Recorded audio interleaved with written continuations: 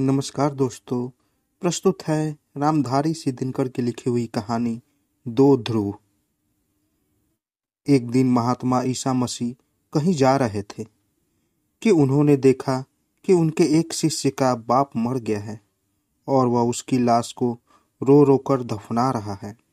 गुरु को देखकर वह दौड़ कर आया तो मगर आस्तीन चूमकर फिर तुरंत कब्र की ओर वापस चला गया।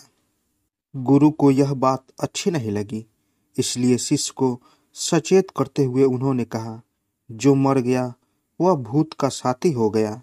लाश के साथ लिपटकर तू क्यों वर्तमान से दूर होता है? यह समय बहुत लंबा है और इसने बहुत सी लाशों को जतन से दफना रखा है। तेरे बाप की लाश उसके लिए कुछ बहुत भारी नहीं पड़ेगी। भूत की खबर अब भूत को लेने दे और तू सीधे मेरे साथ चल। शिष्य लाश को छोड़कर गुरु के साथ हो गया। अजब संयोग कि थोड़ी दूर चलने पर ईसा का दूसरा शिष्य भी उन्हें इसी अवस्था में मिला।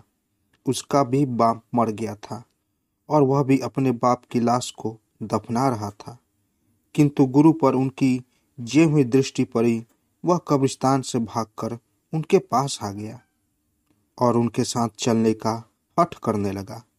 परंतु गुरु ने उसे हंसते हुए कहा, ऐसी भी क्या जल्दी है? लाश को दफना कर आओ, मैं आगे वाले गांव में ठहरने वाला हूँ। एक ही अवस्था में दो प्रकार के उपदेश सुनकर ईसा के शिष्य मैथ्यू कुछ घबराए और उन्होंने महात्मा ईसा से इसका कारण जानना चाहा। ईसा बोले, जीवन की धारा किसी एक घाट में बांधी नहीं जा सकती।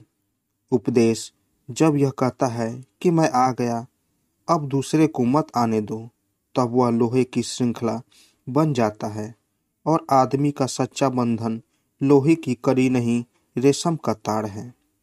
और मैथ्यू, मैं जो कुछ बोलता हूँ वह मेरी ही आवाज़ है, चाहे वह मेरे भीतर उत्तरी ध्रुव से आती हो या दक्षिणी ध्रुव से। आत्माओं की भी अलग अलग ऋतुएं होती हैं। जिस ऋतु में उन्हें जिस चोटी पर की आवाज़ सुनाई पड़ती है, उस ऋतु से मैं उसी चोटी पर से बोलता हूँ। इसलिए मैथ्यू, जो राग में फंसा है उसे विराग सिखलाओ, किंतु जो वैरागी हो चुका है उसे रागों से अलग रहने का उपदेश तो निरर्थक उपदेश है। तो दोस्तों, कैसी लगी कहानी?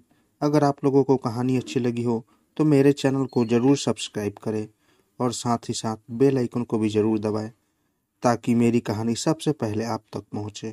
तो दोस्तों, मिलते हैं एक नई कहानी के साथ एक नए वीडियो में। तब तक के लिए नमस्कार।